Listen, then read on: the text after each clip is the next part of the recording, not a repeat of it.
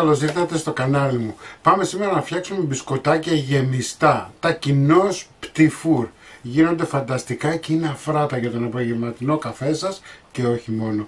Μην ξεχνάτε να κάνετε κοινοποιήσεις στα βίντεό μου, να κάνετε γραφούλα στο κανάλι μου. Οτιδήποτε χρειάζεται μπορείτε να έρθετε στις ομάδες μας, Μαγειρικές Απολαύσεις και Γιώργος Ζόλης Μαγειρικές Απολαύσεις. Γράψτε μου ένα σχόλιο από πού με βλέπετε και τώρα πάμε να σας δείξω την εκτέλεση και τα υλικά. Σε ένα μπολ, έτσι ξεκινάνε οι περισσότερες συνταγές, θα βάλουμε 2 αυγά. Εγώ έχω και χωριάτικα, είναι φανταστικά. 140 γραμμάρια ζάχαρη, 2 βανίλιες,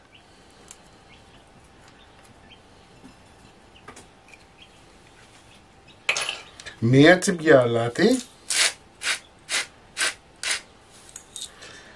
και θα χτυπήσουμε πολύ καλά.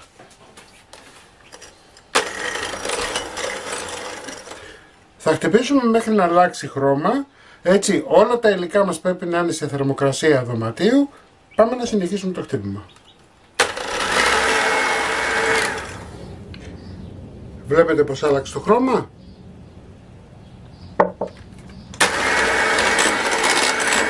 Εδώ έχω 250 γραμμάρια βούτυρο. Η συνταγή μπορεί να γίνει και με μαργαρίνη, έτσι όμως θα γίνουν λίγο πιο σφιχτά. Δηλαδή θα γίνουν πιο σκληρά. Χτυπάμε.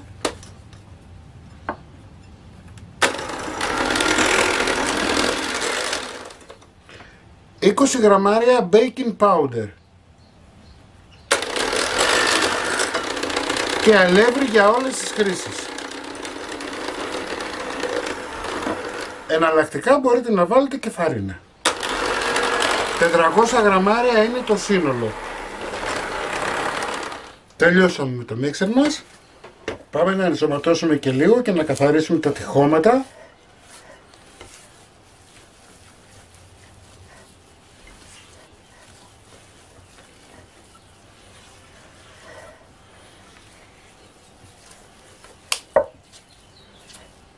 Ωραία.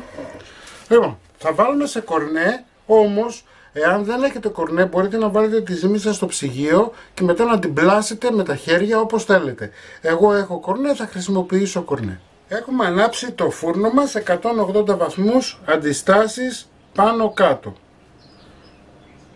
Θα πάρουμε λίγο από τη ζύμη μας και θα τη βάλουμε σε ένα ταψί για να μπορέσει να κολλήσει η λαδόκολλα, ούτως ώστε όταν θα ξεκινήσουμε να κάνουμε πτυφουράκια να μην μας ξεκολλάει. Θα βάλουμε τη λαδόκολλά μας. Για όσους χρησιμοποιήσουν κορνέ, έτσι, οι μεγαλύτεροι έχουν πρόβλημα στις συνδέσεις που έχει ένας κορνές, γιατί προσπαθούν να πιέζουν από την πάνω μεριά για να μπορέσουν να βγάλουν τη ζύμη. Είναι μεγάλο λάθος, δεν θα το κάνετε ποτέ. Ναι μεν μας κρατάει, όμως θα κόβετε εδώ. Θα πιάνετε με το χέρι σας, βλέπετε πως το κάνω.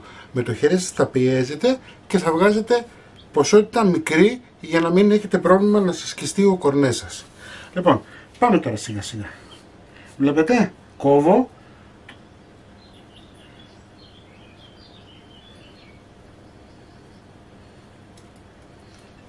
Το πρώτο μας είναι έτοιμο.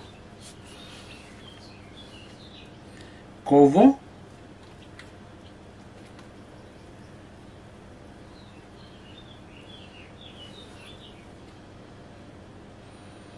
Βλέπετε πως γίνεται. Βγαίνει εύκολα, δεν ζοριζόμαστε. Κατά αυτόν τον τρόπο θα γεμίσω εγώ όλο μου το ταψί και θα ψήσω 10 με 15 λεπτά στους 180 βαθμούς αντιστάσεις πάνω κάτω, είναι ανάλογα το φούρνο σας, να δείτε να πάρουν ένα ωραίο χρωματάκι. Τα πρώτα μας μπισκοτάκια είναι έτοιμα. Θα τα βάλουμε σε σχάρα να κρυώσουν. Έτσι, σας είπα στην αρχή 10 με 15 λεπτά, εμένα μου πήγε κάπου ενδιάμεσα, δηλαδή μου ψηθήκανε γύρω στα 12 λεπτά, 12-13 λεπτά. Θα τα αφήσουμε να κρυώσουν καλά. Εμείς θα συνεχίσουμε τη διαδικασία μέχρι να τελειώσει όλη μας η γέμιση. Βγαίνουν αρκετά κομμάτια. Λοιπόν, τα μπισκοτάκια μας όπως βλέπετε βγήκανε αρκετά. Τώρα το μόνο που έχετε να κάνετε είναι να πάρετε μαρμελάδα, ό,τι μαρμελάδα σας αρέσει και να τα ενώσετε. Κοιτάτε να είναι σχεδόν ίδια μεταξύ τους.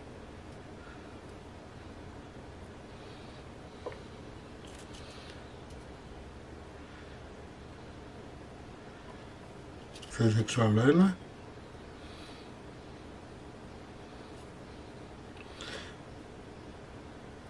Τη μαρμελάδα την βάζουμε στη μέση και αφού το αφήσουμε για ένα 20 λεπτό να δέσει λίγο η μαρμελάδα, θα τα περάσουμε και με σοκολάτα. Αφού τα αφήσαμε και τραβήξανε λιγάκι, πάμε να κόψουμε σοκολάτα και να την λιώσουμε. Έτσι. Την κόβουμε σε μικρά κομματάκια γιατί δεν θέλουμε να μας κόψει. Είναι κουβερτούρα γάλακτος. Είναι πιο εύκολη στο λιώσιμο. Το καλοκαίρι τις σοκολάτες δεν τις βάζετε στο ψυγείο. Έτσι, άμα τις βάλετε κάτω στο σιρτάρι δεν ασπρίζουν, δεν χαλάνε.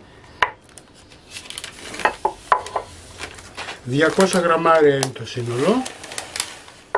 Θα βάλουμε ένα σφινάκι σπορέλαιο, μεμβράνη